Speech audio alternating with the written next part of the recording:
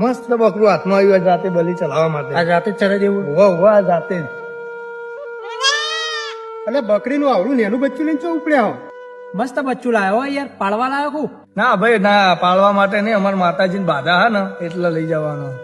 એટલે ભાઈ માતાજી મંદિરે જઈને મૂકી દેવાનું ખાલી. ના ભાઈ ના, મૂકી નહીં દેવાનું. માતાજી રજા આલે ને તો રાતે વધેરી જ દેવાનું. એ હું વાત કરે યાર, કેટલું મસ્ત અબોલ જીવ હ અને તું એને વધેરવાની વાતો કરે. એટલે ભાઈ માતાજી માગે તો કરવી પડે. અલ્યા ભાઈ, જીવની હત્યા કરવી જરૂરી છે? એની જગ્યાએ આપણે એનો વજન કરીને હુખડી પેડા કો તો ચોખા કરીએ તો ના ચાલે માર ભાઈ? જયારે માતાજીના ઓગણામાં નિર્દોષ જાનવરને મારી અને એની જયારે તમે હત્યા કરતા હશો ત્યારે માતાજીના ઓગણામાં કેટલું લોહી લોહી પડતું હશે.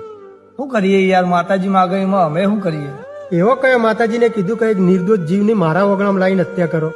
ભાઈ મારા પહેલા અમે માતાજીની રજા લઈએ જ છીએ અને પછી જ આ બધું કરીએ. તમે માતાજી જોડે રજા લઈને કરો એ વાત તો સમજ્યા, પણ તમે માતાજી જોડે એવી રજા લઈ શકો કે માતાજી તારા ઓગણામાં એક નિર્દોષ જાનવરની હત્યા કરવી, એના જગ્યા ઉપર અમે તને હુખડી પેડા ચોખા કે બીજી ગમે તે પ્રસાદી ચડાવીએ તો ના ચાલે?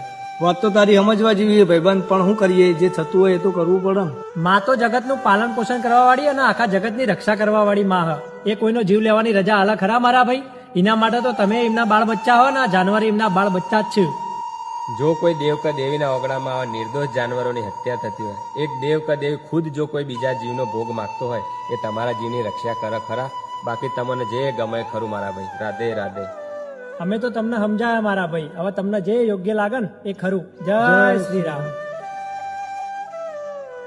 વાત તો સાચી કીધી પેલા ભાઈએ. ના હોય ને તો આજ જઈએ મંદિરે અને રજા લઈએ. આ જીવ હત્યાની જગ્યાએ ચોખા કો તો કુકડીની પ્રસાદી કરીએ અને આ જીવ હત્યા બંધ કરીએ મારા ભાઈ.